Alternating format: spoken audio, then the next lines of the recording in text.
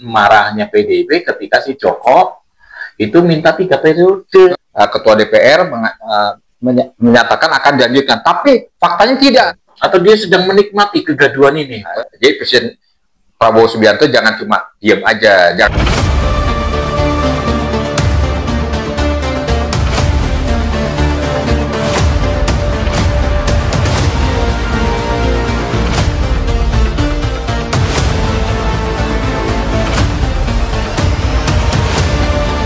Assalamualaikum warahmatullahi wabarakatuh. Saya Yadi Muhammad. Pemirsa dimanapun Anda berada, kali ini kita jumpa kembali dengan seorang pakar hukum. Wah, namanya yang sudah tidak asing itu Juju Purwantoro. Apa kabar? Assalamualaikum. Waalaikumsalam warahmatullahi. Iya, ya Pak Yadi. Pak Juju, kemarin kan kita juga sudah bicara soal UPP ya, Universitas Pojok Pramuka. Tapi ini kita singgung sedikit aja. Nah, karena ada istilah baru banyak UPP ya. Bukan main. Tapi kita ngopi dulu Pak Juju. Oh, siap. Bismillahirrahmanirrahim. Masih setemanin. Iya, bismillahirrahmanirrahim. Nah, kali ini soal gonjang-ganjing atau kemelut ijazah yang diduga palsu, yang diduga dimiliki oleh mantan penguasa itu Joko Widodo itu, sebetulnya yang paling bertanggung jawab dalam tanda petik menurut saya adalah PDIP. Oh, kok begitu Pak? Ya, karena seperti kita dengar pengakuan dari salah seorang aktivis dari PDIP yaitu Petor Suryadi. Oh, Pak Petor yang ya, Pak dia pernah menyaksikan dalam tanda petik secara langsung dari mulai tahun 2012 ketika Joko mau melamar sebagai gubernur DKI Jakarta. Oh, Oke. Meskipun demikian, bahwa Megawati sebagai ketum PDIP secara moral sudah memberi dukungan. Oh. Ya kan? Dan secara aksi, Betor sebagai aktivis dari PDIP sebetulnya juga sudah memberi dukungan dengan mengungkap ternyata, ya kan, ada perusahaan percetakan atau pihak percetakan yang menerbitkan ijazah tersebut. Nah, berarti kan sebenarnya PDI punya peran ya kan, punya peran untuk mengungkap kembali. Tapi ini belum cukup. Jadi Pak Petor udah melakukan praduga juga ya, terhadap jasa itu. Karena seperti yang beliau sampaikan dalam salah satu podcast, dia mengetahui dalam tanda petik. Oh, Oke.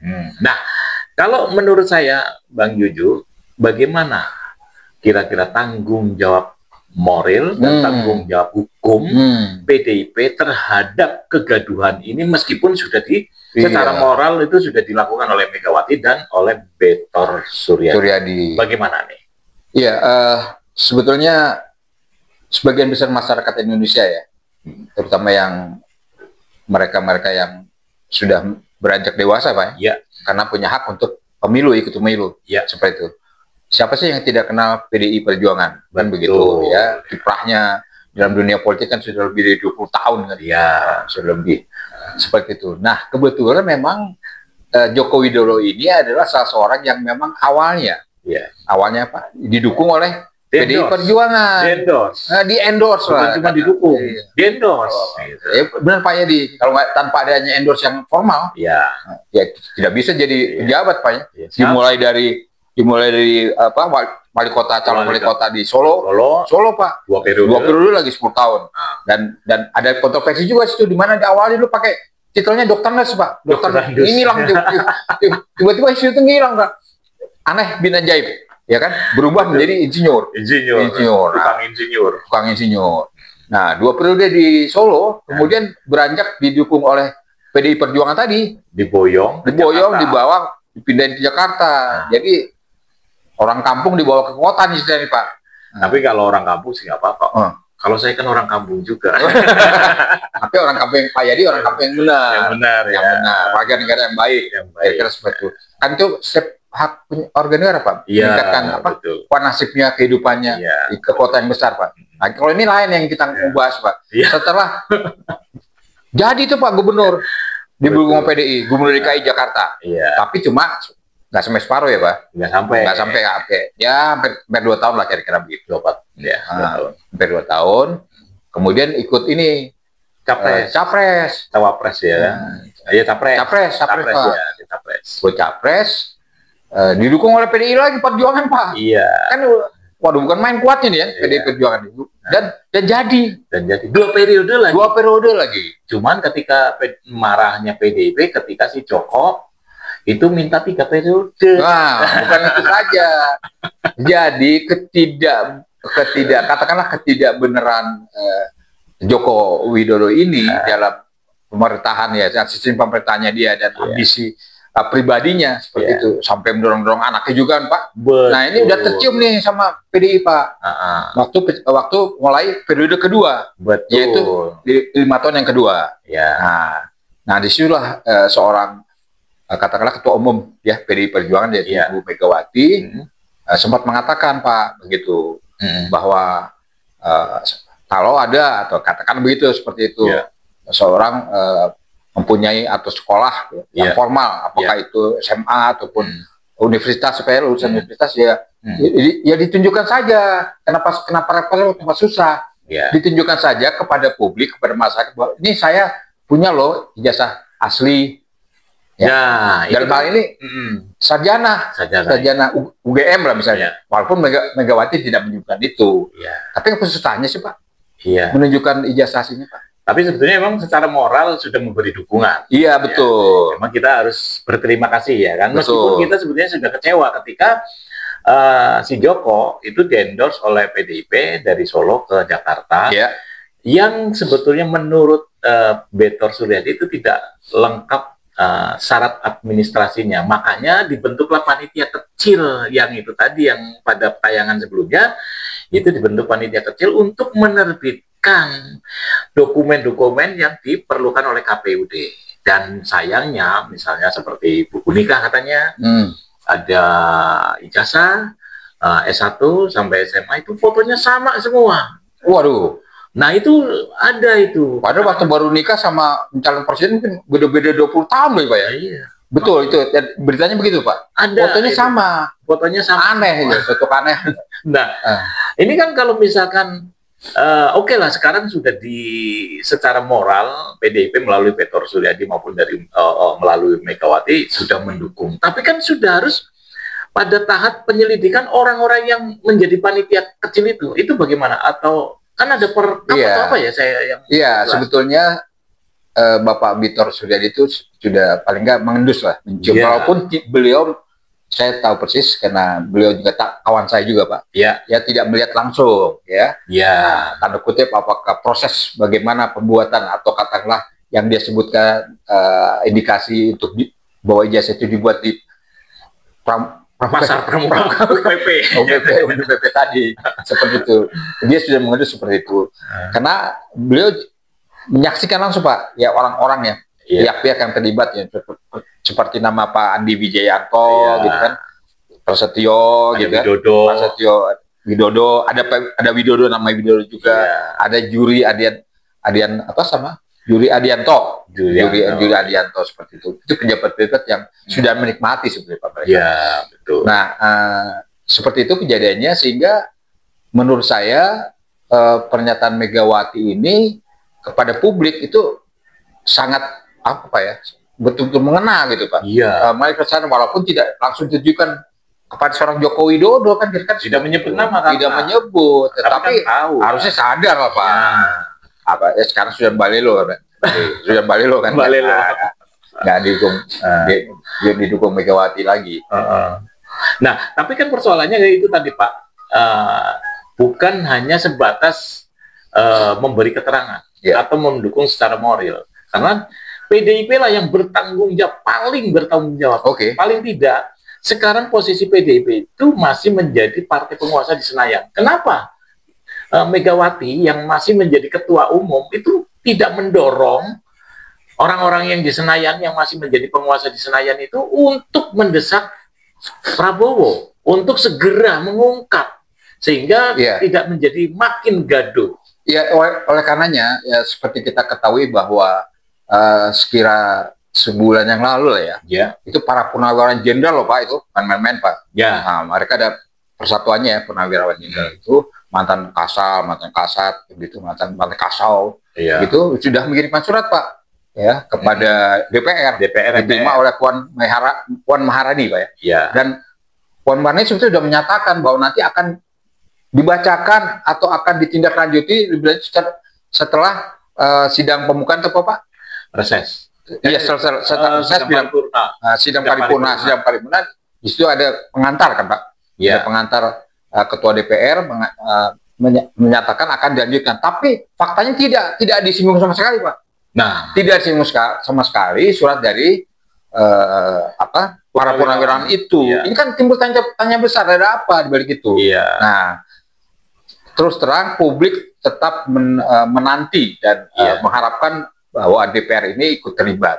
Dan tadi Bapak singgung juga Presiden kita Prabowo Subianto, kenapa tidak juga berkomentar sampai saat ini Pak tentang ijazah palsu Jokowi ini? Ada apa di balik ini? Atau dia sedang menikmati kegaduhan ini, Prabowo?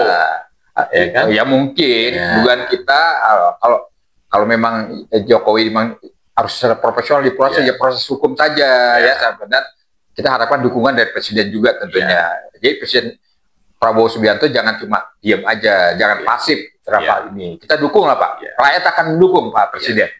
Waktu itu kan sebetulnya ada omon-omon nih, ya kan, bahwa sebetulnya Presiden Prabowo baru mau bergerak ketika ada pressure. Sekarang kan sudah ada pressure dari prajurit TNI tadi, prajurit purnawirawan TNI. Seniornya Pak, seniornya. Dan itu representatif dari rakyat tuh Pak. Karena di situ ada Pak Tri, ada Pak Sunarko, ada Pak Rozi, ada yang pokoknya banyak sekali. Saya akan singgung lah salah satu jurisprudensi begitu Pak ya. Jurisprudensi ada sesuatu yang sudah diputuskan dilakukan oleh Presiden, yaitu di kasus Pondok Indah, Pantai Indah Kapuk seperti itu. Kan sedemikian hiruk-pikuknya ramenya. Kemudian setelah Presiden Jokowi turun tangan, Presiden Prabowo turun tangan dan untuk katakanlah penghentian mencabuti pagar-pagar laut itu, kan bagus seperti itu. Tapi meskipun ini masih debatable ya. Walaupun tentu efeknya sampai sekarang juga belum selesai juga Pak. Karena masih proyeknya masih berjalan. Masih jalan, malah cenderung katanya pagar lautnya timbul lagi gitu. Iya, pagar lautnya sudah dibeton malah, bukan jadi bambu. Timbul lagi.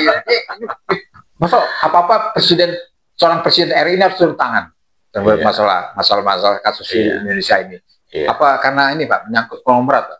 Bisa jadi. Nah, karena memang yang menjadi persoalan di Indonesia ini sebenarnya konglomerat atau oligarki yang merusak. Nah, jangan sampai negara ini tergadaikan Pak. Terus karena rusaknya itu. Jadi kita butuhkan seorang pemimpin yang sekarang kan yang mengaku sebagai presiden.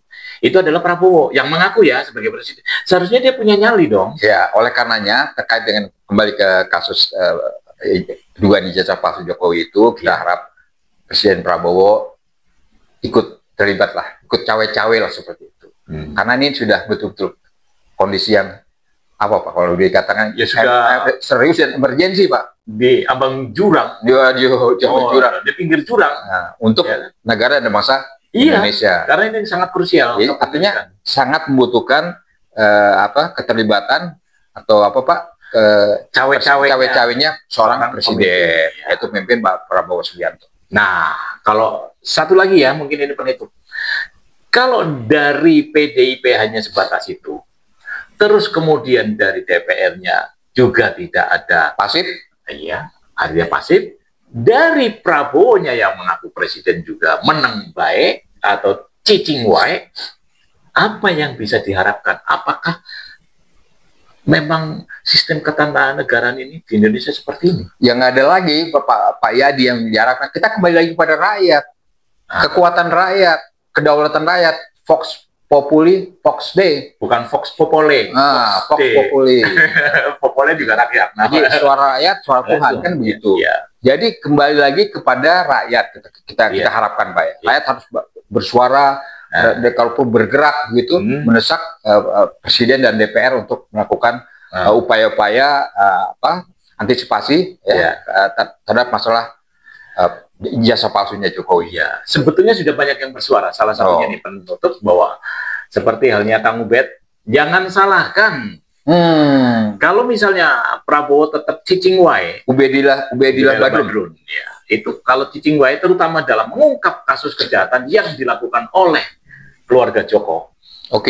Ini masyarakat akan ada kejadian yang ekstrim lebih dari 98. Artinya mengerikan. Ada juga yang mengatakan juga seorang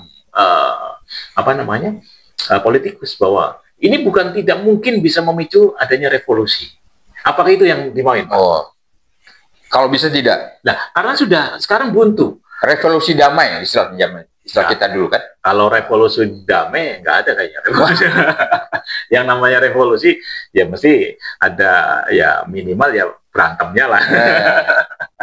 Nah, apa itu yang mau dimauin kira-kira? Kan enggak. Ya kita berharap itu tidak. Kita yang tadi istilah saya revolusi damai itu kan artinya melakukan suatu perubahan ketatanegaraan di Indonesia ini dengan cara-cara sesuai dengan aturan hukum yang berlaku, Pak. Seperti itu sesuai dengan Undang-Undang 45 kita. Jadi artinya ya rapi lah. Tapi tidak tertib, tidak timbul kekisruhan di saat sini begitu. Dan ini menurut saya ini perlu keterlibatan atau cawe-cawe seorang presiden tadi, Pak. Betul. Ini dia pemirsa. Jadi kalau semuanya buntu, orang yang bertanggung jawab untuk mengendorse Joko Widodo itu juga tidak segera menindaklanjuti ya kan cawe-cawenya. Terus kemudian juga DPR, MPR juga tidak ikut dalam membenahi negeri ini. Juga diemnya Prabowo Subianto ini jangan salahkan. Kalau rakyat itu bergerak dengan caranya sendiri, dan bukan tidak mungkin ini bisa memicu revolusi meskipun bukan revolusi damai. Maksud ada reformasi jilid 2 katanya. Iya, katanya ada reformasi jilid 2 dan ini akan lebih menyeramkan dari reformasi tahun 98. Dan seperti Pak Juju bilang bahwa revolusi itu ya nggak ada yang damai.